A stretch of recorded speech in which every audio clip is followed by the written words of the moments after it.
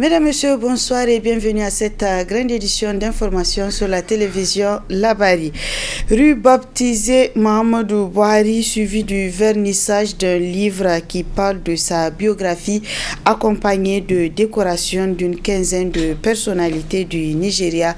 Telles sont les activités organisées aujourd'hui par le président de la République, Bazoum Mohamed. Ces activités rentrent dans le cadre du sommet de l'Union africaine sur l'industrialisation et la diversification économique. Le compte rendu avec Ismaël Boumouni et Sadoudou. Les défis de la conduite des affaires de l'État au Nigeria, c'est le titre de cet ouvrage rédigé par John Paden, dont cette cérémonie marque le vernissage de sa version en français. Ce livre parle de la biographie du président du Nigeria. L'ancien président de la République du Niger, Issoufou Mahamadou, le président tchadien Mahamat Idriss Déby Itno et le président de la Guinée-Bissau, Oumarou Sissoko Embalo, ont rappelé la qualité de l'homme. Ce fut en 1983 que j'eus ma première rencontre avec le président Mahamadou Buhari. J'étais alors directeur des mines et participais à Lagos à une conférence, à la conférence qui avait réuni les pays producteurs d'étain. Cela me fait l'effet de la Madeleine de Proust, car chaque fois qu'on évoque le thème de l'austérité, c'est à lui que je pense immédiatement. C'est un exemple pour les générations présentes et futures. Résumons ces longues expériences, ces grands rêves pour le Nigeria et sa vision éclairée pour le continent africain dans un seul ouvrage. Le président Mahamadou Buhari nous lègue, ainsi qu'à tous les leaders et jeunes africains, un valeureux héritage. Je rends hommage au président Buhari et ses le grand patriotisme de ses dignes fils du Nigeria et son engagement sans faillite en faveur de la paix, d'une plus grande intégration au sein de notre communauté sous-régionale. Abondant dans le même sens, l'initiateur de cette cérémonie, le président de la République du Niger, Bazoum Mohamed, rassure de faire du mieux pour que ce livre soit accessible pour les jeunes. Nous prendrons en ce qui nous concerne les dispositions pour faire en sorte qu'il soit à la portée des jeunes Nigériens, qu'ils prennent connaissance du parcours de cet homme exceptionnel afin que le modèle de vie qu'il a mené les inspire pour ce qu'ils ont à faire dans leur vie à eux aussi. Monsieur le Président Buhari, merci beaucoup de m'avoir donné l'occasion de vous célébrer. Très ravi, Mohamed Buhari remercie ses autorités pour l'honneur fait à son égard. Les relations entre le Nigeria et le Niger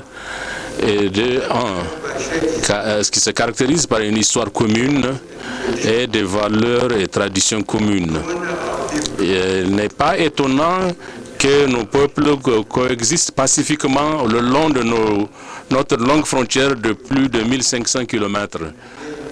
Et nous sommes restés les meilleurs des frères et les meilleurs des voisins. Rappelons qu'avant ce vernissage, la voie allant du rond-point Oriba au sapeur-pompier Lazare est baptisée boulevard Mohamed Buhari. L'Institut national de la statistique INS a organisé ce 24 novembre un café statistique sur le lancement de la plateforme des données migratoires. C'était à l'espace Soleil d'Afrique. Le compte rendu avec Arieta Salah et Chebou Guissou. Faire découvrir au public les données migratoires, c'est l'objet du présent café statistique organisé par l'Institut national de la statistique INS en collaboration avec l'OIM. La plateforme des données migratoires dont cette rencontre d'échange marque le lancement fait suite aux flux migratoires en croissance au Niger. Le Niger fait face depuis un certain nombre d'années à des flux migratoires de plus en plus croissants. Et dans ce contexte est intervenue l'adoption par le gouvernement du Niger de la politique nationale de migration. Et cette Cette adoption a suscité aussi l'émergence de nouveaux besoins en données migratoires. C'est ainsi que l'INS, étant l'organe central du système statistique national, en collaboration avec l'ensemble des partenaires, dont notamment l'OIM, ont décidé d'alimenter cette politique, en particulier et encore les utilisateurs en général, avec des données sur les flux migratoires au Niger.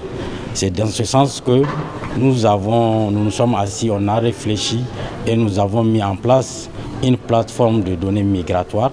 Cette plateforme, c'est elle qui centralise toutes les données produites par l'ensemble des structures, non seulement du système statistique national, mais aussi qui travaillent sur la migration. Et on synthétise ces données, on met ces données à la disposition du grand public. Cet atelier d'échange vise à promouvoir et vulgariser la plateforme des données migratoires auprès des administrations publiques. Afin de prendre les dispositions nécessaires pour une meilleure gestion des flux migratoires, il est impératif de disposer des statistiques fiables et de bonne qualité accessibles aux différents utilisateurs. La présente rencontre est consacrée au lancement officiel de la plateforme des données migratoires. L'objectif principal de cet atelier vise à promouvoir et vulgariser la plateforme des données migratoires auprès des administrations publiques. Je vous exhorte à suivre attentivement le déroulement des travaux de l'atelier et je ne doute point de vos compétences à apporter une plus-value à cet atelier. Il faut rappeler que la plateforme des données migratoires a été élaborée par l'Institut national de la statistique par la centralisation de toutes les données migratoires.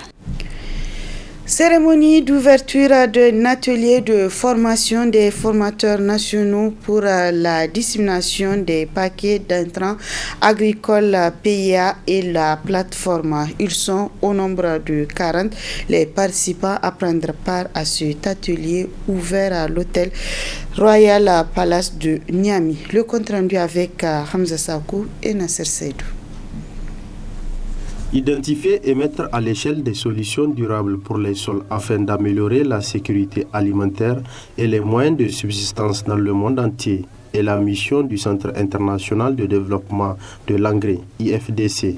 Ce présent atelier de formation des formateurs nationaux sur les plaques d'intrants agricoles et l'utilisation de la nouvelle plateforme de recommandation de semences et des engrais témoigne l'accompagnement de l'IFDC à l'État du Niger. De 2017 à aujourd'hui, les différents projets de l'IFDC sont, comme je vous ai dit, il y a le programme Parsen qui travaille sur la réforme du secteur d'engrais.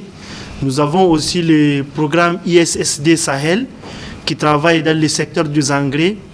Nous avons le projet Rice Value Chain qui travaille dans la filière ou bien dans la chaîne de valeur riz. Nous avons le projet ToScale qui intervient dans l'entrepreneuriat agricole.